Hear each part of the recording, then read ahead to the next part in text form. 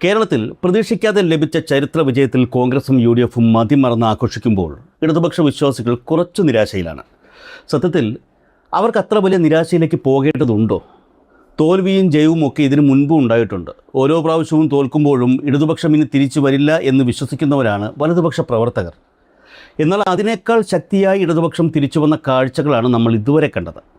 BJP. കൂടി ഇപ്പോൾ രംഗത്തെത്തിയതോടെ ഇടതുപക്ഷത്തിന് ഇനി സാധ്യതയില്ല എന്ന ഒരു ധാരണ കൂടി ഇക്കൂട്ടർ പറഞ്ഞു പരത്തുന്നുണ്ട്.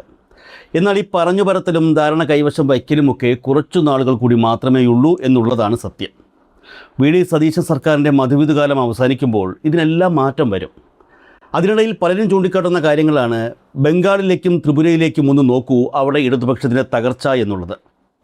കേരളത്തിൽ എത്രത്തോളം വലിയ വികസന പ്രവർത്തനങ്ങൾ ചെയ്തിട്ടും 10 വർഷം ഇവിടെ ഭരിച്ചിരുന്ന ഇടതുപക്ഷ സർക്കാർ നുണപ്രചരണങ്ങളിലൂടെ താഴെ വീണൊരു സാഹചര്യമാണ് കേരളം കണ്ടത്. അതിനേക്കാൾ വലിയ നുണപ്രചരണങ്ങളായിരുന്നു ബംഗാളിലെയും ത്രിപുരയിലെയും ഇടതുപക്ഷ സർക്കാരുകൾക്കെതിരെ വലതുപക്ഷവും അവരുടെ മാധ്യമങ്ങളും ചേർന്ന് പ്രചരിപ്പിച്ചത്. 15 വർഷമായി ആ നുണപ്രചരണങ്ങളിൽ നിന്ന് പുറത്തു കടക്കാനാകാതെ ബംഗാളിൽ ഇടതുപക്ഷം വിയർപ്പൊഴുക്കുകയായിരുന്നു. പക്ഷേ കാലം ഒന്നിനും കണക്ക് ചോദിക്കാതെ കടന്നുപോകില്ല എന്ന പഴമൊഴി ബംഗാളിൽ ഇപ്പോൾ യാഥാർത്ഥ്യമായിരിക്കുകയാണ്.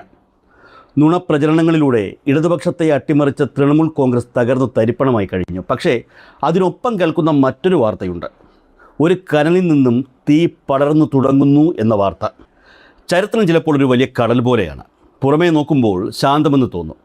എന്നാൽ അടിത്തട്ടിൽ രൂപപ്പെടുന്ന അടിയൊഴുക്കുകൾ ഒരു വലിയ സുനാമിയായി രൂപാന്തരപ്പെടാൻ അധിക സമയം വേണ്ട.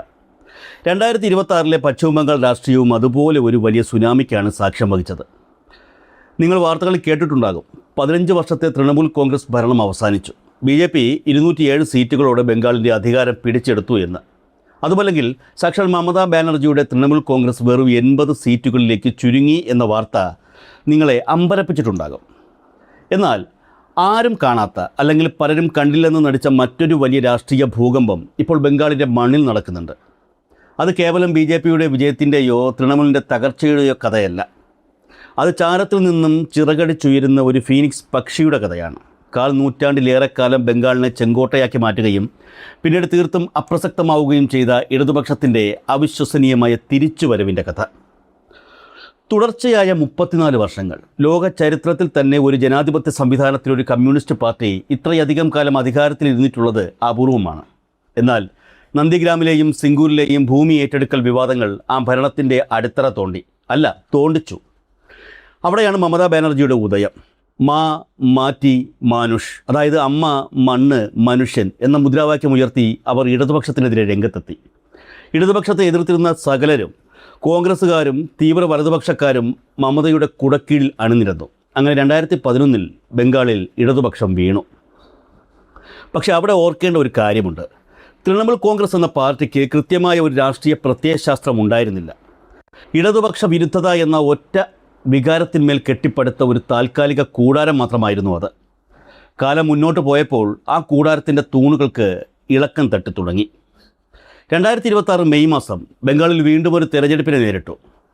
അഴിമതി ആരോപണങ്ങളും സ്വേച്ഛാധിപത്യ പ്രവണതകളും തൃണമൂലിനെ ജനങ്ങളിൽ നിന്നും അകറ്റിയിരുന്നു. ഫലം വന്നപ്പോൾ എല്ലാവരും ഞെട്ടി. ബി.ജെ.പി. 207 സീറ്റുകൾ നേടി അധികാരത്തിൽ വന്നു. തൃണമൂൽ 80 സീറ്റുകളിൽ ഒതുങ്ങി. എന്നാൽ പ്രതിസന്ധി അവിടെ തീർന്നില്ല, യഥാർത്ഥത്തിൽ തുടങ്ങുകയായിരുന്നു. അധികാരമില്ലാത്ത തൃണമൂൽ കോൺഗ്രസ് എന്നത് ജീവനില്ലാത്ത ഒരു ശരീരം പോലെയാണ് എന്ന് കാലം തെളിയിച്ചു. തിരഞ്ഞെടുപ്പ് ഫലം വന്നതിന് പിന്നാലെ പാർട്ടിക്കുള്ളിൽ വലിയ പൊട്ടിത്തെറികൾ ആരംഭിച്ചു. 2026 ജൂലൈ മാസത്തിൻ്റെ തുടക്കത്തിൽ ബംഗാൾ കണ്ടത് അവിശ്വസനീയമായ കാഴ്ചകളാണ്. തൃണമൂൽ കോൺഗ്രസിൻ്റെ 80 MLA-മാരിൽ 65 പേരും പ്രതിപക്ഷ നേതാവായ ഋതപ്രതാ ബാനർജിയുടെ നേതൃത്വത്തിൽ മമതാ ബാനർജിക്കെതിരെ തിരിഞ്ഞു. അവർ കൊൽക്കത്തയിലെ തൃണമൂൽ ഭവൻ എന്ന സംസ്ഥാന കമ്മിറ്റി ഓഫീസ് പിടിച്ചെടുക്കുകയും ഗേറ്റുകൾ പൂട്ടുകയും ചെയ്തു. പാർട്ടിയുടെ പേരും ചിഹ്നവും ആവശ്യപ്പെട്ട് അവർ തെരഞ്ഞെടുപ്പ് കമ്മീഷനെ സമീപിച്ചു. ഏത് പാർട്ടിയെയാണോ മമത സ്വന്തം ചോരയും നീരും നൽകി വളർത്തിയത്, അതേ പാർട്ടിയിൽ നിന്നവർ പുറത്താക്കപ്പെടുന്ന കാഴ്ച അക്ഷരാർത്ഥത്തിൽ വേനൽ ചൂടിലെ ഐസ് കട്ട പോലെ തൃണമൂൽ കോൺഗ്രസ് ഉരുകി ഒലിക്കുകയാണ്. ഈ തകർച്ചയ്ക്ക് നടുവിലാണ് ആരും അറിയാതെ, വലിയ ശബ്ദ കോലാഹലങ്ങളില്ലാതെ ഇടതുപക്ഷം തങ്ങളുടെ പഴയ ചെങ്കൊടികളിലെ പൊടി തട്ടിയെടുത്തത്. 2021 തെരഞ്ഞെടുപ്പിൽ ഒരു സീറ്റ് പോലും ലഭിക്കാതെ ബംഗാൾ നിയമസഭയിൽ സംപൂജ്യരായി മാറിയ CPM-ന് 2026 മുർഷിദാബാദിലെ ദോങ്കൽ മണ്ഡലത്തിൽ നിന്നും ഒരു സീറ്റ് ലഭിച്ചു. സംസ്ഥാനത്താകെ അവർക്ക് ലഭിച്ച വോട്ട് വിഹിതം വെറും 4.45%. അവിടെ അവസാനിക്കേണ്ടതായിരുന്നു അവരുടെ ചരിത്രം. എന്നാൽ അവിടെയാണ് ഒരു യഥാർത്ഥ രാഷ്ട്രീയ പാർട്ടി എങ്ങനെയാണ് പ്രതിസന്ധികളെ നേരിടേണ്ടത് എന്ന് അവർ തെളിയിച്ചത്. തൃണമൂൽ കോൺഗ്രസിലെ നേതാക്കൾ അധികാരത്തിനും പാർട്ടി ഓഫീസിനും വേണ്ടി തെരുവിൽ തമ്മിലടിക്കുമ്പോൾ CPM തിരഞ്ഞെടുത്തതും മറ്റൊരു വഴിയാണ്. ജൂൺ 25-ന് ബംഗാളിലെ ഏറ്റവും പ്രമുഖവും ആധികാരികവുമായ പ്രാദേശിക മാധ്യമമായ ആനന്ദ് ബസാർ പത്രിക ഒരു വാർത്ത നൽകി. ആ വാർത്തയുടെ തലക്കെട്ട് ഇതായിരുന്നു: ജൂലൈ ദാക്ക സദാഷ് ലോക്ഘർ ജോന്യ ആശാര്യ CPM. ബംഗാളി ഭാഷയാണ്. മലയാളം ഇങ്ങനെയാണ്: അനിശ്ചിതത്വത്തിലായ 27 ലക്ഷം പേർക്ക് വേണ്ടി CPM രംഗത്ത്. എന്തായിരുന്നു ആ വിഷയം? തിരഞ്ഞെടുപ്പ് കമ്മീഷൻ നടത്തിയ വോട്ടർ പട്ടിക പുതുക്കൽ പ്രക്രിയയിൽ, അതായത് SIR പരിപാടിയിൽ, ബംഗാളിലെ 27 ലക്ഷത്തോളം പാവപ്പെട്ട മനുഷ്യരുടെ വോട്ടവകാശം നഷ്ടപ്പെട്ടിരുന്നു. അവകാശങ്ങൾ നിഷേധിക്കപ്പെട്ട ആ പാവങ്ങൾക്ക് വേണ്ടി സംസാരിക്കാൻ ഭരണകക്ഷിയായ BJPയോ ആഭ്യന്തര കലഹത്തിൽ മുഴുകിയ തൃണമൂലോ തയ്യാറായില്ല. അവിടെയാണ് CPM സംസ്ഥാന സെക്രട്ടറി മുഹമ്മദ് സലീമിൻ്റെ നേതൃത്വത്തിൽ ഇടതുപക്ഷം സംസ്ഥാന വ്യാപകമായി തെരുവിലിറങ്ങിയത്. അവർ പത്രസമ്മേളനം നടത്തിയില്ല, പകരം ജനങ്ങൾക്കിടയിലേക്ക് ഇറങ്ങി. സർക്കാരിൻ്റെ പുതിയ ITI നയങ്ങൾക്കെതിരെ ജൂൺ 29-ന് വീണ്ടും CPM തെരുവിലിറങ്ങി. ITI നിയെ സിദ്ധാന്തേ സ്വരാബ് ബാം, അതായത് ITI തീരുമാനത്തിൽ ശബ്ദമുയർത്തി ഇടതുപക്ഷം എന്ന് ആനന്ദ് ബസാർ പത്രിക വീണ്ടും എഴുതി. കുടിയൊഴിപ്പിക്കപ്പെടുന്ന സാധാരണക്കാർക്ക് ചുറ്റും അവർ മനുഷ്യച്ചങ്ങല തീർത്തു. ഇടതുപക്ഷം വീണ്ടും പൊടിയും വിയർപ്പുമുള്ള തെരുവുകളിലേക്ക് തിരിച്ചിറങ്ങുകയായിരുന്നു. ജനങ്ങൾ ശ്രദ്ധിച്ചു തുടങ്ങി. ഭരണകക്ഷിക്കെതിരായ യഥാർത്ഥ പ്രതിപക്ഷം തങ്ങളാണെന്ന് അവർ ജനങ്ങളെ ബോധ്യപ്പെടുത്തി തുടങ്ങി. ജനങ്ങൾക്ക് അത് ബോധ്യമായി തുടങ്ങി. ഇതിനു മുൻപ് ഈ പശ്ചാത്തലത്തിലാണ് ഫൽത്ത നിയമസഭാ മണ്ഡലത്തിൽ റീപോളിംഗ് നടക്കുന്നത്. എല്ലാവരുടെയും ശ്രദ്ധ BJPയിലേക്കും തൃണമൂലിലേക്കുമായിരുന്നു. ഫലം വന്നപ്പോൾ BJP വൻ ഭൂരിപക്ഷത്തിൽ വിജയിച്ചു. എന്നാൽ എല്ലാവരെയും ഞെട്ടിച്ചത് ഒന്നാം സ്ഥാനക്കാരായിരുന്നില്ല, രണ്ടാമതെത്തിയ ആളായിരുന്നു. ആ മണ്ഡലത്തിൽ തൃണമൂൽ കോൺഗ്രസ് ദയനീയമായി 4ാം സ്ഥാനത്തേക്ക് പിന്തള്ളപ്പെട്ടു. സംസ്ഥാന ശരാശരിയായ 4.45% നിന്ന് കുതിച്ചുയർന്ന് 19.34% വോട്ടുകളോടെ CPM സ്ഥാനാർത്ഥി രണ്ടാമതെത്തി. ദ ഹിന്ദു പത്രം ഇതിനെക്കുറിച്ച് വലിയൊരു വിശകലനം തന്നെ പ്രസിദ്ധീകരിച്ചു. CPM see silver lining in Falta assembly repoll result എന്നായിരുന്നു ആ വാർത്ത. വെറുമൊരു വോട്ട് വർധനവായിരുന്നില്ല അതൊരു വലിയ രാഷ്ട്രീയ മാറ്റത്തിൻ്റെ സൂചനയായിരുന്നു. തൃണമൂൽ കോൺഗ്രസ് എന്നത് കേവലം ഒരു കടലാസ് പുലിയായിരുന്നുവെന്നും BJPയെ നേരിടാൻ അവർക്ക് കഴിവില്ലെന്നും ബംഗാളിലെ ജനങ്ങൾ തിരിച്ചറിയുന്നതിൻ്റെ ആദ്യത്തെ തെളിവായിരുന്നു ഫൽത്തയിലെ തെരഞ്ഞെടുപ്പ് ഫലം. ഭയമില്ലാതെ വോട്ട് ചെയ്യാൻ അവസരം ലഭിച്ചാൽ, തൃണമൂലിൻ്റെ സ്വാധീനമില്ലാതായാൽ ഇടതുപക്ഷം അതിശക്തമായി തിരിച്ചു വരുമെന്ന മുഹമ്മദ് സലീമിൻ്റെ വാക്കുകൾക്ക് അടിവരയിടുന്നതായിരുന്നു ആ മുന്നേറ്റം. ഉറപ്പിച്ചോളൂ, ഇന്ന് ബംഗാളിൻ്റെ അന്തരീക്ഷം മാറുകയാണ്. തൃണമൂൽ കോൺഗ്രസ് എന്ന പാർട്ടി അതിൻ്റെ അവസാന ശ്വാസം വലിക്കുമ്പോൾ ആ രാഷ്ട്രീയ ഇടം വളരെ സ്വാഭാവികമായി ഇടതുപക്ഷത്തേക്ക് വന്നു ചേരുകയാണ്.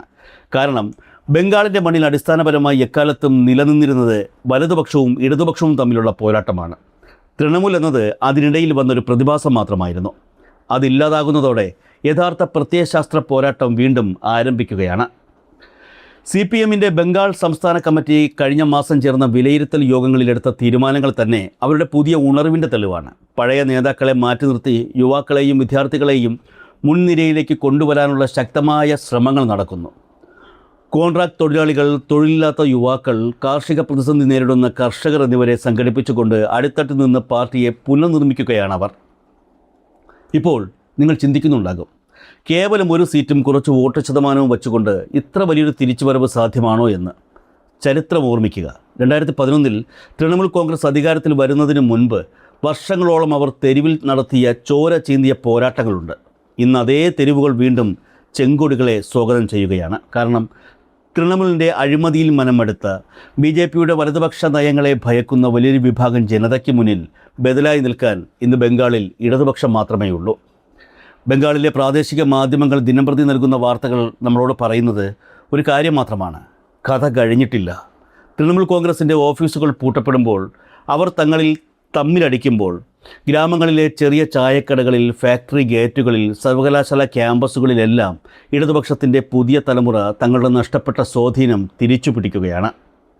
ഫൽത്തയിലെ 19% വോട്ട് ഒരു തുടക്കം മാത്രമാണ്.